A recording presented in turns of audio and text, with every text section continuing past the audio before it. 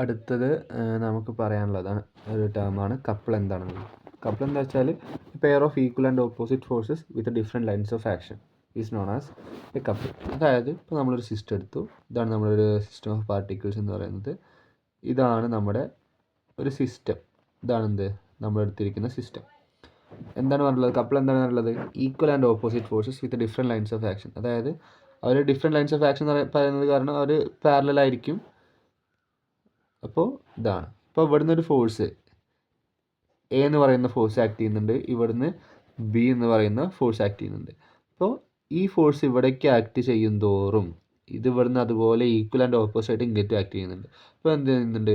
ഒരു rotation produce ചെയ്യുന്നുണ്ട്. ഈ ഈക്വൽ ആൻഡ് ഓപ്പോസിറ്റ് ഫോഴ്സിനെ നമ്മൾ വിളിക്കുന്ന പേരാണ് കപ്പിൾ എന്ന് പറയുന്നത്. ഈക്വൽ ആൻഡ് ഓപ്പോസിറ്റ് ഫോഴ്സിനെ വിളിക്കുന്ന പേരാണ് കപ്പിൾ. ഇനി അടുത്ത് നമുക്കൊരു ടേം നോക്കാം. എന്താണെന്ന് വെച്ചാൽ സെൻറ്റർ ഓഫ് ഗ്രാവിറ്റി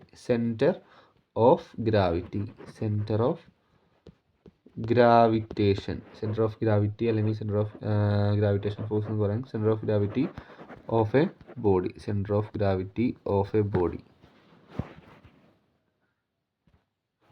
നമ്മളിപ്പോൾ ഈ സെൻറ്റർ ഓഫ് മാസ് എന്നൊക്കെ പറയില്ല, അതുപോലെ തന്നെയാണ്. അപ്പോൾ നമ്മൾ ഇവിടെ ഒരു ബോഡി കൺസിഡർ ചെയ്തു. ഇതിൻ്റെ സെൻറ്റർ ഓഫ് ഗ്രാവിറ്റി എന്ന് പറയുന്നത് ടോട്ടൽ ഗ്രാവിറ്റേഷണൽ ടോർക്ക് ഏത് പോയിന്റിലാണോ സീറോ ആവുന്നത്, അപ്പോൾ അതായിരിക്കും അതിൻ്റെ സെൻറ്റർ ഓഫ് ഗ്രാവിറ്റി എന്ന് പറയുന്നത്. ഇപ്പോൾ ഇതിൻ്റെ ടോട്ടൽ ഗ്രാവിറ്റേഷണൽ ടോർക്ക് ഈ ഒരു സിസ്റ്റത്തിൻ്റെ ടോട്ടൽ ഗ്രാവിറ്റേഷണൽ ടോർക്ക് എന്ന് പറയുന്നത് ഈ പോയിന്റിൽ സീറോ ആവുകയാണെങ്കിൽ അപ്പോൾ ഇതായിരിക്കും എന്ത് അതിൻ്റെ സെൻറ്റർ ഓഫ് ഗ്രാവിറ്റി എന്ന് പറയുന്നത്.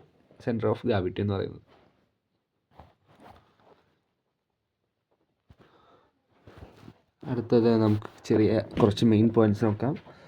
അതായത് ലീനിയർ മൊമെൻറ്റത്തിൻ്റെ റൊട്ടേഷൻ അലോഗാണ് ആംഗുലർ മൊമെൻറ്റ് എന്ന് പറഞ്ഞു. അപ്പോൾ അതുപോലെ റൊട്ടേഷൻ അലോഗ് ഓഫ് മാസ് ആണ് എന്ത് മൊമെൻറ്റ് ഓഫ് ഇനേർഷ്യ.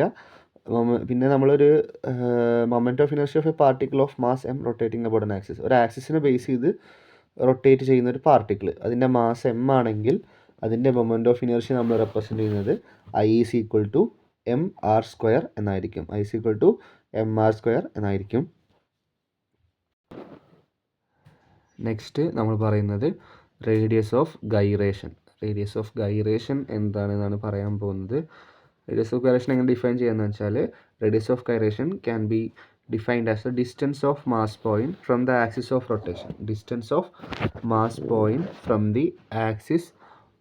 റൊട്ടേഷൻ. അതായത് ഇവിടെ മാസ് പോയിന്റ് എന്ന് പറയുന്നത് ഇതാണ്, ഈ ഒരു പോയിൻ്റാണ് മാസ് പോയിൻ്റ്. ഇതാണ് ഈ RG എന്ന് പറയുന്നതാണ് എന്ത് ഡിസ്റ്റൻസ് എന്ന് പറയുന്നത്.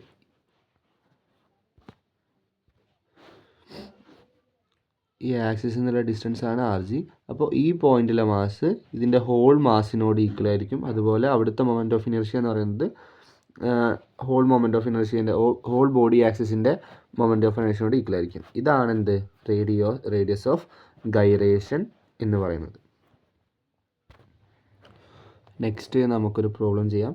The chord of negligible mass is wound round the rim of a flywheel mounted on horizontal axis shown below. അതായത് ഒരു ആക്സിൽ ഇങ്ങനെ ഒരു ഡിസ്ക് എന്ത് ചെയ്തിട്ടുണ്ട്, താഴത്തോട്ട് ഒരു നൂലിൽ പോലെ ഇങ്ങനെ ഒരു ഫോഴ്സ് വെച്ചിട്ട് വലിച്ചു വെച്ചിട്ടുണ്ട് ഒരു ആക്സിസിൽ. അതിൻ്റെ ഫിഗർ വരുതാ, ഫോർ എക്സാമ്പിൾ പറയുകയാണെങ്കിൽ ഇതാ ഇങ്ങനെ വരും. ഒരു ആക്സിസിൽ ഇങ്ങനെ ഫിക്സ് ചെയ്തിട്ട് എന്നിട്ട് ഇങ്ങനെ താഴത്തേക്ക് തൂക്കിയിട്ടിട്ടുണ്ട്. നമ്മൾ ലാബിൽ ചെയ്യുന്ന ഫ്ലൈ വീൽ എക്സ്പെരിമെൻ്റ് ഒക്കെ പോലെ ഒരു അറേഞ്ച്മെൻറ്റ്. അപ്പോൾ അവിടെ നമുക്ക് എന്ത് തന്നിട്ടുണ്ട്, അതിൻ്റെ മാസ് തന്നിട്ടുണ്ട്, ഫോഴ്സ് തന്നിട്ടുണ്ട്, റേഡിയസ് തന്നിട്ടുണ്ട്. നമുക്കറിയാം ഒരു ഫ്ലൈ വീലിൻ്റെ മൊമെൻറ്റ് ഓഫ് ഇനർഷ്യ എന്ന് പറയുന്നത് എന്താണ്, I=mr² ആണ്. I=mr²/2 ആണ്. ഫ്ലൈ വീലിൻ്റെ മൊമെൻറ്റ് ഓഫ് ഇനർഷ്യ എന്ന് പറയുന്നത് I=mr²/2 ആണ്. അപ്പോൾ നമുക്ക് ഇവിടെ നമ്മൾ ജസ്റ്റ് മൊമെൻറ്റ് ഓഫ് ഇനർഷ്യ നമ്മൾ കാണാൻ പറഞ്ഞുള്ളത് calculate angular acceleration of the wheel if steady pull of 25 Newton is applied on the cord. അതായത് അവിടെ ഒരു 25 Newton ഫോഴ്സ് കാണുന്നില്ലേ, ആ 25 Newton ഫോഴ്സ് അപ്ലൈ ചെയ്യുമ്പോൾ കോഡിൽ ഉണ്ടാകുന്ന ആംഗുലർ ആക്സിലറേഷൻ ആണ് നമുക്ക് കാൽക്കുലേറ്റ് ചെയ്യേണ്ടത്. അപ്പോൾ അതെങ്ങനെയാണെന്ന് വെച്ചാൽ mr²/2 ആണെന്ന് നമുക്കറിയാം. I is equal to mr²/2 എന്നറിയാം. അതായത് മാസ് എന്ന് പറയുന്നത് എന്താണ്, 20 ആണ്. റേഡിയസ് നമുക്ക് ക്വസ്റ്റിന് തന്നിട്ടുണ്ടായിരുന്നു. റേഡിയസ് 20 സെൻറ്റിമീറ്റർ തന്നിട്ടുണ്ടായിരുന്നു. 20 സെൻറ്റിമീറ്ററിനെ മീറ്റർക്ക് കൺവേർട്ട് ചെയ്യുമ്പോൾ 0.2 മീറ്റർ വരും. 20 സെൻറ്റിമീറ്ററിനെ മീറ്റർക്ക് കൺവേർട്ട് ചെയ്യുമ്പോൾ 0.2 മീറ്റർ വരും.